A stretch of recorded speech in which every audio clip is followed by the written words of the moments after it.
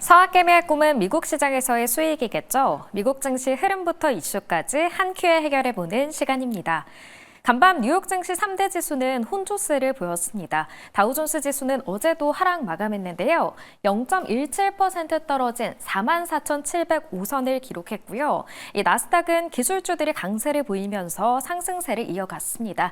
0.4% 오른 19,480선 보였습니다. S&P 500 지수도 강보합권에 머물렀는데요. S&P 500은 6,049선에 장을 마쳤습니다. 그렇다면 현재 미국 현지에서는 어떤 이슈가 핫하게 떠오르고 있을까요? 오늘도 미국 증시 전문 유튜버 유산남님과 함께 이야기 나눠보겠습니다. 안녕하세요. 오늘 어떤 일정에 주목해보면 좋을까요? 네, 안녕하십니까. 오늘 같은 경우는 여러 가지 노동 지표들이 또 한꺼번에 나오게 되는 날입니다. 이미 나온 지표로는 ADP 비농업 부문에 대한 고용 변화 지수가 나왔고요.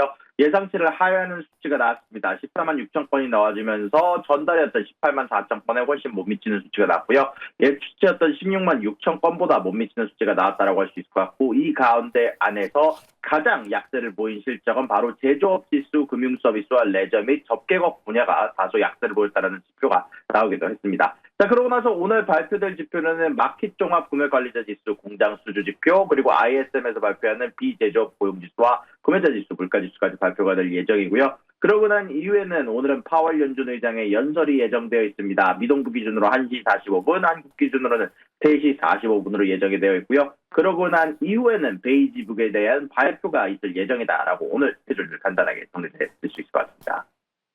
네, 오늘 중요한 일정들이 많은 만큼 잘 체크해 보셔야겠습니다.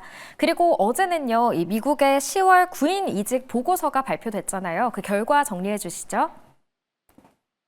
네, 어저께 나왔던 구인 이직 보고서 예상치보다 좋게 나왔습니다. 오늘 나왔던 ADP 비농업 고용 지수와는 조금 차이가 좀 있었는데요. 오늘 나온 지표 같은 건 예상치를 하회했지만 어제 나왔던 구인 이직 보고서는 예상치를 상회를 하면서 전체적으로 나아지는 모습을 보여줬는데요. 아마 이런 차이는 졸트 구인 이직 보고서는 10월 지표, ADP 비농업 고용 지수는 11월 지표를 보여줬기 때문일 수도 있고요. 자, 일단 그런 가운데 안에서 간단하게 좀 정리를 하자면 전체적으로 전문 비즈니스 및 서비스, 그리고 숙박 음식 서비스, 정보 산업 쪽에서 전체적으로 구인 수가 크게 늘었습니다. 일자리가 공석이 많았고요.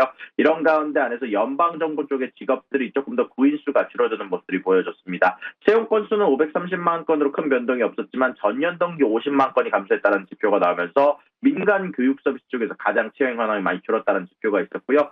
여기에다가 퇴직 및 해고 이직 연황에 대해서도 전달과 그렇게 변화가 없는 모습이 보였지만 자발적 퇴직 수가 크게 증가하는 모습이 나왔습니다. 특히 숙박 및 음식 서비스에서 9만 건가량 상승하는 모습이 보였는데 아마 이런 부분들은 아까 말씀드렸던 10월의 구인 건수 자체에서 숙박 및 음식 서비스가 16만 건으로 크게 늘어나게 되면서 전체적으로 자발적 이직이 많았던 것으로 보이고 있습니다. 그런 가운데 안에서 해고 및 강제 퇴직은 160만 건으로 큰 변동은 없었으나 소매업 쪽에서 6만 건 이상 전달에 비해 크게 늘어나는 모습이 보였고, 이게 의미하는 것은 바로 소매업 쪽에서 생각보다 사람이 필요한 수가 줄어들고 있다, 혹은 수요가 줄어들고 있다라고 얘기를 할 수 있을 것 같고요. 그러고 나서 내구재 제조업, 민간 교육 서비스 쪽에서 소폭 감소하는 부분들이 좀 있었는데, 분명 이번 달 11월 달에는 안 좋다라고 지표가 나왔지만 10월 달 지표까지만 하더라도 내구재 제조업에 대한 구인 수 자체는 그래도 줄어드는 모습이 좀 줄어들었다라는 지표가 나왔다라고 전달해 드릴 수 있을 것 같습니다.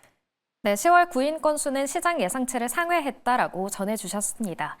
한편 어제 비상계엄 선포에 금융시장이 출렁였습니다. 오늘 코스피는 1.44% 하락했는데요. 이렇게 정치 리스크가 커지면서 외국인 투자자들이 우리 증시를 떠나고 있다고요?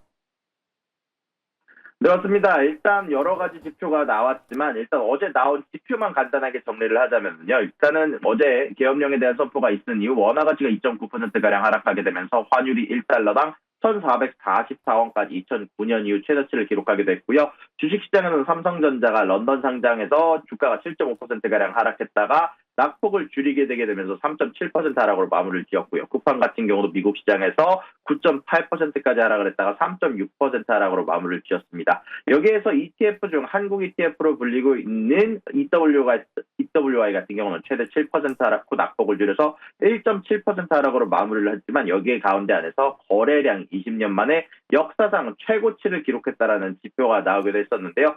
자, 일단 그런 가운데 안에서 전체적으로 어제 나왔던 일로 인해서 전체적으로 시장이 크게 어느 정도 한국 자산에 대해서 부정적 시각을 가지고 있다는 지표가 나왔습니다. 전체적으로 한국 시장에서 거리를 둘 가능성이 높다라는 애널리스트들의 의견들이 많이 늘어나고 있는데요.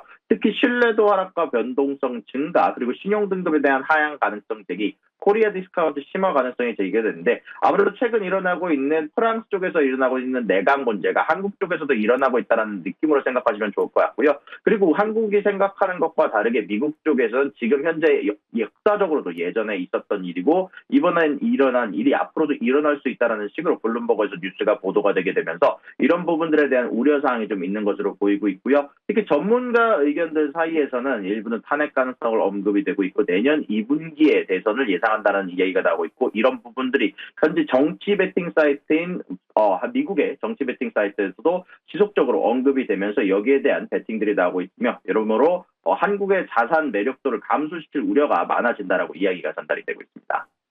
네, 비상계엄으로 인해서 코리아 디스카운트가 심화된 상황이라고 정리해 주셨습니다. 이어서 마이크로칩 테크놀로지 관련 소식입니다. 이 마이크로칩은 칩스법에 따라서 보조금을 받기로 했었는데요. 이 수령 절차를 중단했다고 하는데 그 이유가 뭔지 궁금합니다. 네, 현재 마이크로칩 테크놀로지가 경영 악화로 인해서 미국 반도체법 칩스법에 따른 보조금 수령 절차를 중단한다라고 발표를 했습니다. 원래 받기로 했던 보조금 금액은 약 1억 6,200만 달러에 해당하는 보조금을 받기로 했었는데요. 현재 경영난으로 너무나도 너무 많은 재고가 남아 돌자 애리조나 공장을 폐쇄할 예정과 오리건 공장에서 두 차례 강제 휴직을 단행한다라고 발표를 하게 되게 되면서 보조금이 전체 투자 비용의 약 일부 15%만 지원하고 경영 악화로 인해서 나머지 투자금 부담이 기업의 과도한 부담으로 작용한다는 발표가 나오게 되게 되면서 이런 부분들에 대해서 보조금을 취소하는 모습으로 보조금을 거부하는 모습으로 보여지고 있고요. 이런 가운데 안에서 초기에는 생산 용량 부족으로 보조금을 신청했으나 현재는 생산 과잉 및 재고 증가로 인해서 투자 필요성이 감소를 했고 여기에 대해서 바이든 행정부는 반도체 보조금 집행 계획에 제동이 생겼으며 트럼프 당선 전 보조금 집행 완료 목표에 타격을 받았다라는 지표가 나오고 있고요. 여기에다가 삼성전자와 SK하이닉스를 포함한 20여 개 기업이 보조금을 협상 중인데 최근 들어서 나오고 있는 반도체 업황 약화로 인해서 유사한 사례 발생 가능성이 우려가 되고 있고요. 또한 트럼프 또한 이런 부분들에 대해서 언급을 해주면서 칩스 액트가 너무나도 불합리한 액트다. 돈을 다시 돌려받을 수 있다라고 얘기를 했던 만큼 현재 칩스 액트가 굉장히 가시밭길을 걸어가고 있다는 소식이 전달이 되게 됐습니다. 네, 마지막 소식입니다. 요즘 빅테크 기업들이 AI 가동을 위해서 원자력 발전에 힘을 쓰고 있는데요. 이제 메타도 이런 움직임에 함께 뛰어들기 시작했다고요? 네, 현재 어제 기준으로 갑작스럽게 메타가 급등하는 모습들이 보여지기도 했는데요. 메타가 인공지능 AI 개발 전력 수요를 충당하기 위해서 원자력 에너지를 개발을 추진한다는 목표가 나왔습니다. 2030년대 초부터 1기가에서 4기가와트 규모의 신규 원전 가동을 목표로 하고 있고요. 현재 지속 가능성과 안정성을 강조하면서 원자력을 미래 전력망으로 핵심으로 평가를 한다는 소식이 전달이 됐습니다. 현재 AI 데이터 센터의 막대한 전력 수요 증가로 인해서 미국의 주요 기술 기업들이 잇따라 원자력 발전에 주목을 하고 있는데요. 마이크로소프트 같은 경우는 콘스텔레이션 에너지와 20년 전략 공급을 맺었고 아마존 같은 경우도 도미니언 에너지와 SMR 개발 계약을 맺었고 구글도 카이로스 파워와 SMR 에너지 구매 계약을 맺었고 오픈 AI도 오클로와 협력해서 현재 2027년 첫 SMR 가동 목표를 쥐고 있는데 메타도 여기에 조인하는 것으로 보이고 있습니다. 현재 여기에 대해서 개발자들을 모집하고 있다, 데벨로퍼들을 모집하고 있다라고 소식이 전달이 됐고요. 현재 차세대 AI 기술 관련해서 전력망 안정성이 가장 중요하다고 얘기를 했으며 깨끗하고 재생 가능한 에너지로 전환이 모두 중요하다라고 발표를 하게 되게 되면서 이런 부분들 관련된 기업들이 현재 시너지 효과를 나오고 있는 것으로 보이고 있습니다. 네, 메타는 어제 상승 마감했지만 오늘 프리마켓에서는 하락 출발하고 있다는 점도 함께 알려드립니다. 오늘 말씀은 여기까지 듣겠습니다. 지금까지 미국 증시 전문 유튜버 유선남님과 함께했습니다.